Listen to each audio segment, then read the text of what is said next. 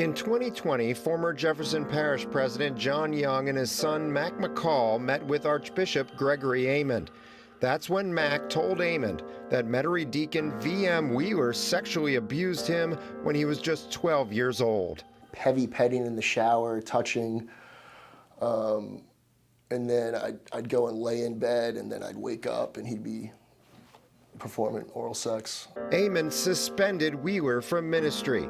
Then Amond publicly announced that he had received an allegation of child sexual abuse. Under church law, the public should never have learned Mac's identity, but soon his father started hearing from some powerful friends about the abuse. You know, certain people were trying to help Wheeler get back into trying to talk to put pressure on the Archbishop to get Wheeler reinstated as a deacon. Young said he got a phone call from former Harahan Mayor Vinnie Mosca offering legal advice. Probably would be in the best interest of the family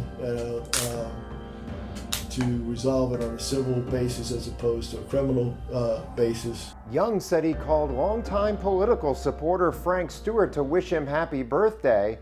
Instead, he said he got an earful about his son's allegations. He said, "I'd like to talk to you. I can't talk to you right now, but I'm real disappointed about this Wheeler thing." And I said, "Well, Frank, that's my son. I mean, what do you want me to say?" But apparently he had been shown some things. Now, what they were, I don't know.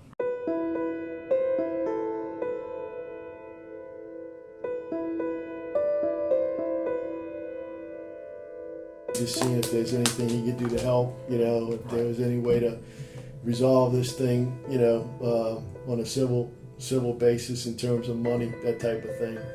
No figures discussed. In November 2020, we reported that JPSO was investigating Wheeler for child rape.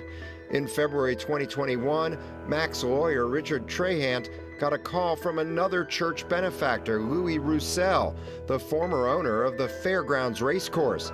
And this time, he offered Mac big money. I believe he said he has $350,000 and then another $50,000 to play with.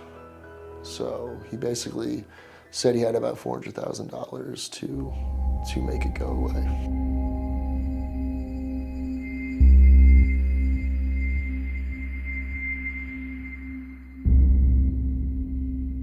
going to give you Mr. Kingston's number. You can call him. It seems like Mr. Wheeler was offering money to have McCall stop cooperating with the police, and that bothered me, and I think it bothered you. It bothered me tremendously. I didn't sleep last night. Yeah. I don't want to be involved with it. It's illegal to offer someone money to stop cooperating with police. Kingston declined to comment, but we spoke to Roussel. He said they were just trying to settle a civil lawsuit, not trying to stop Mac from cooperating with police. But there was no instruction from my client, Mr. Kingston, that was a prerequisite of the settlement. One problem, though. There was no civil lawsuit filed at that time, so that wouldn't make sense. In his phone call with Trahant, Roussel acknowledges he had already talked with Archbishop Gregory Amond about the case. Called the Archbishop and said what the problem is. He had, with Mr.